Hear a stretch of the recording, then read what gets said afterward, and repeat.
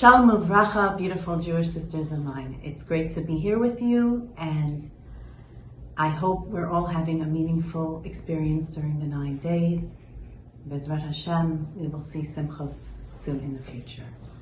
But as we're about to commemorate the day when we lost 2 Batei Mikdash, the chance that we are being given to be mechazik each other in v'ahavta l'reacha kamocha and loving one another is so very appropriate and apropos, and I want to thank Vayichan for inviting me to share some thoughts with you about that.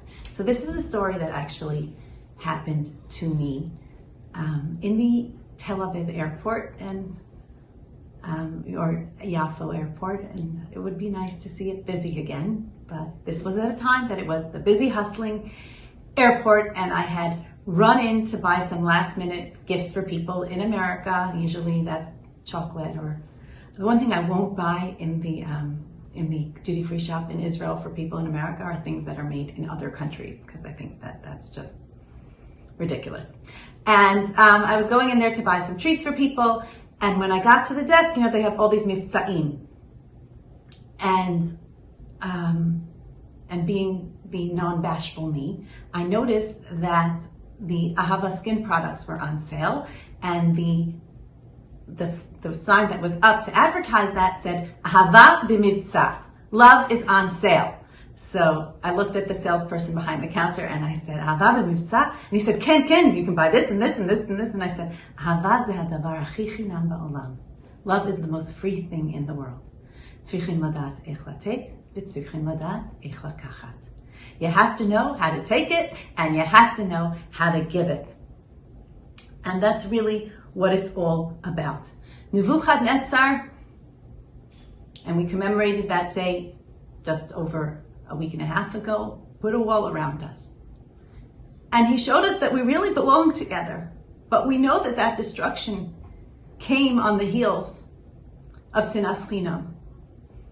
And Kol Dor Shelo Nivne Beis Hamikdash B'yamav Kilu Nechrav. It's like we're still destroying it with all the continuous machlokes and fighting, and you did this and you did that, and it's constant. And in our rabbinical position in our community, my husband says that's the thing he spends the most time with, putting out fires, trying to get people to get along. And I'm going to quote to you from Rav Eliyahu Meirav, whose son Yossi, or stepson Yossi Cohn, was murdered, Hashem Yikom Damo, over a year and a half ago, and he said, Chaval shehachor beinenu. It's so sad that there's a hole between us. No, I'm sorry, I said it wrong, but I can say it again. Chaval shehashachor beinenu. Why is there blackness between us? Chaval shenifkashim b'shachor. Why do we only meet when things are dark? Halavai shenizkeh she'ava techaber beinenu. Halavai. If only love could connect us. Yes, when we go through tsaros and Klal Yisrael, we're great, we're there for each other. But if only we could be there in the happy times, and we could just be there for each other, and we could get along. And obviously, in the Ahavas Yisrael, for all of us with us today, it starts with our families, it moves out to our communities where we live, and then it moves on a broader scale to the entire Klal Yisrael. So I want to take a look at what Rav Dessler says about understanding this mitzvah of the Torah in Vayikra Yutes Zayin, where it says, V'ahavta l'reacha kamocha. We know that Rabbi Akiva tells us this is the klal gadol b'Torah. This is the greatest klal in the Torah, is to love Klal Yisrael and to work on that. The Ramban says on the pasuk there, what does kamocha mean? We don't have the halacha of, when unfortunately, if anyone is ever caught in a situation where two people have one jug of water in the desert, the halacha actually says you drink it, chayecha kodmin. What does kamocha mean in that sense? Kamocha means that I want you to have all the good in the world, just like I want good for me. So Loving another actually starts with a healthy self-esteem, because if you don't love yourself, you're not going to love somebody else. So that hopefully you're a healthy person and you do want good for yourself. And therefore, kamocha in this sense, in the simple sense, is the bittul hakina, that I really want you to have it, and I want you to have all good in the world, even if I don't have it. And obviously that he brings up, for that example, he brings up the Mishnah in Avos, which talks about the ahava she'eino tluya b'davar, a love that is not dependent on anything, and then that's the love that will last. And the example of that is David and Yonasan. And we know that Yonasan tells David, Atatim l'chal Yisrael, I'm not going to be king. My father was king, you're going to be king, and I love you. Ki avas nafsho, because he loved him. Because he loved him and he wanted him to have all the good in the world. I have such a sweet story about a friend of mine that actually happened to me that really gives a perfect example of this. I had gotten a certain kind of coat. I'm not going to go into the descriptives of what kind of coat it was, but it was a certain kind of coat. It was a very good coat, warm on the inside, and very, very, Baruch Hashem, it was a birthday treat. And I had gone to visit my friend on a Shabbos, and I was wearing this coat, and I took off the coat and she looked at it and she said, oh my, I love that coat. I have always wanted a coat like that. And I'm thinking, oh my gosh, what's she going to say? And then she said, I'm so happy that you have it. I'm so happy that you have it. V'ahavta l'reacha kamocha. That I love you, and I want you to have all the good in the world, and I don't need to be one up. And that's exactly what this mitzvah is telling us. There's a world out there where everyone just needs to be one up another. And I need to be able to show everybody that I have it, and I need to show everybody that this is what I'm doing. I have a friend here who is in the bridal gown business, and she said, we have some people who are coming in and they're making their weddings, and they're making small weddings, and they're getting married. And there are some people who just keep coming in and telling me, we need to push it off. We need to push it off again. We need to push it off again. If there's nobody there to see what I'm wearing, then what am I having a wedding for? That is the sad reality of a world of sinas chinam. That kind of attitude keeps our Beis Hamikdash being destroyed. Akina v'hataiva v'hakavod motziim es ha'adam min ha'olam. You're running after the honor, and you're jealous, and you're looking at everybody else. It takes you out of this world and what we're supposed to be doing. A person needs to reach that place where I can be happy. I can be happy for somebody else, even when they have what I don't have. I can always be happy if they have what I have, unless I'm so competitive that they can't even have what I have. But hopefully I can be happy when they have what I have. But I can be happy for them when they're experiencing a simcha that I don't have. Rav Dessler says the next level is kamocha mamish, that I sense myself in the other. I feel I'm part of them. I feel that they are a part of me, and that we are all part of one another. The example that he gives is a famous mashal. He says, Klal Yisrael, we're compared to guf echad, we're compared to one body. And he says, if your right hand was cutting a piece of meat and accidentally cut your left hand, would your left hand then take the knife and cut the right hand? That's how Klal Yisrael is supposed to feel about one another. And the Mesilas Yesharim says that what I really should feel about another Jew, bli hafresh. There's no separation. We really are one another. We're really all one family. And zuhi avas Yisrael. That's what avas Yisrael is. Avas Yisrael is, you are a part of me. I have a special needs son who is severely handicapped. And when we have the zechus to fly to Eretz Yisrael, we always fly El Al. They should have a refuah shalema. I don't know how they're doing right now as you're watching this, but as I'm filming this, they're on strike. And I prefer to fly El Al because honestly, it's tov latus im hamishpacha. It's good to fly with family. And I can tell you that I have been on other airlines with my son where they have no ichpatiyut, they really don't care. And I've actually had El Al people say to me, Anachnu mishpacha.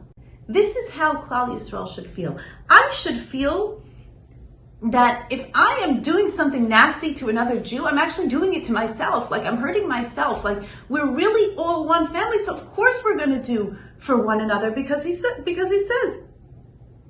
Anachnu Am Yisrael. That's who we are. We're Am Yisrael. We're one family. And the last level that Rabbi Akiva says, Zeh Klal Gadol, which Rabbi Dessa calls the third level, is the following, and I'm going to quote to you directly from Rav Dessler. Shelo Tomar, that you shouldn't say, Ho'il v'nizbazti, I've been embarrassed. Yitbazeh chaveri imi, let my friend be embarrassed with me. Ho'il v'niklauti, maybe somebody cursed me. Yitkalo chaveri imi, let my friend be cursed with me. Amar Rav Tanchuma, he quotes Rabbi Tanchuma, Imasisakin, if you did this, da l'miata mevazeh. Know who you're embarrassing? You're embarrassing the image of God. You're you're embarrassing the Tzelem Elokim that is that other Jew. The fact is, the Ramban writes in his Igeres, that the one who is humble before others will be humble before Hashem. That the highest and the highest level of Avas Yisrael is that we are not just one family, we are Hashem's family. We are the Tzelem Elokim that HaKadosh Baruch Hu created to be a family. Rav Wolbe writes that we have a concept called Machlokes L'Shem Shamayim, which the best example of that that the Mishnah Avos tells us is Hillel and Shammai. But we know that Hillel and Shammai, Hashem wanted them to have different opinions. Because Elu ve'elu divrei Elokim chayim. This was all the truth in Torah. But Hillel and Shammai, they ate in each other's houses. They married into each other's families. They got along. They were friends. There was no part of the machlokas that affected their relationship between one another because everything was l'shem shamayim. And they saw themselves as a part of one family, and they saw that as the reality. And this is what we call machlokas l'shem shamayim. And Rav Wolbe writes, there are machlokases that Hashem creates that are also l'shem shamayim that shall never meet and cannot coexist. The best example of that is Eish and Mayim, fire and water. They're meant to be separate. They can't coexist. HaKadosh Baruch Hu created it to be that way. HaKadosh Baruch Hu made Klal Yisrael so colorful and so different. He made us Mechulak. He made us 12 Shvatim. Each one, Yaakov Kamenetsky loves to talk about this. Each one was a different color, and a different flag, and a different job, and a different place to camp in the desert, and a different job when they get to Eretz Yisrael, and a different Nachla.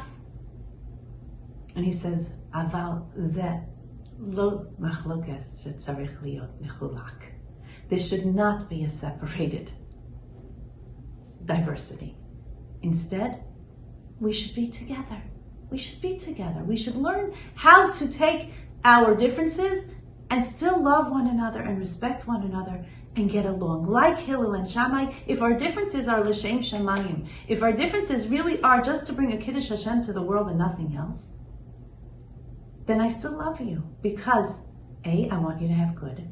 B, you're a part of me. C, you're a Tzelem Elokim and you're special to me. And there's a powerful mashal, I think credited to the Dubna Magid, that I love to tell about two brothers growing up in the same city. And one brother is very financially successful, and the other brother is really impoverished. And the brother who is well off does not help out his younger brother. He does not do anything for his younger brother.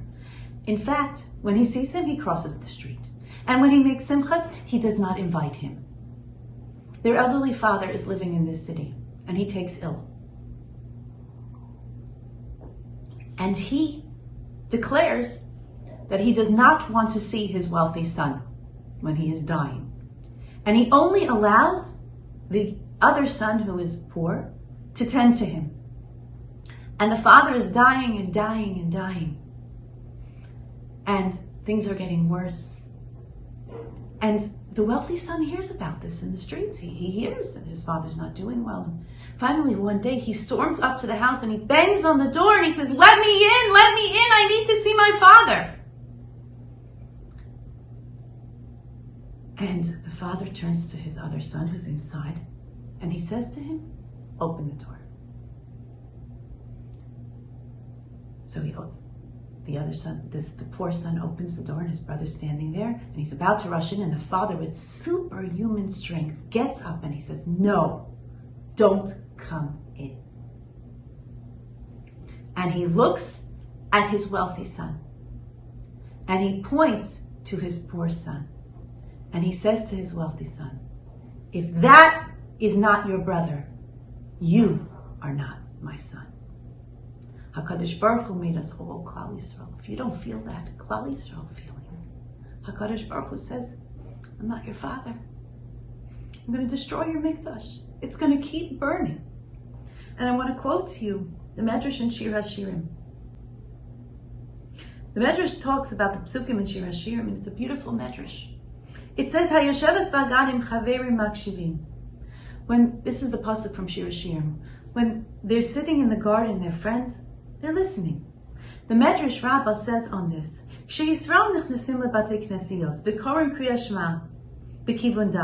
when Jews go into Shul and they read Kriya Shema with intention, b'kol echad, with one voice, b'deya u'b'tam echad, with one head and with one expression or taste, meaning nobody's thinking about how much he hates the guy next door, right? They're all of one heart.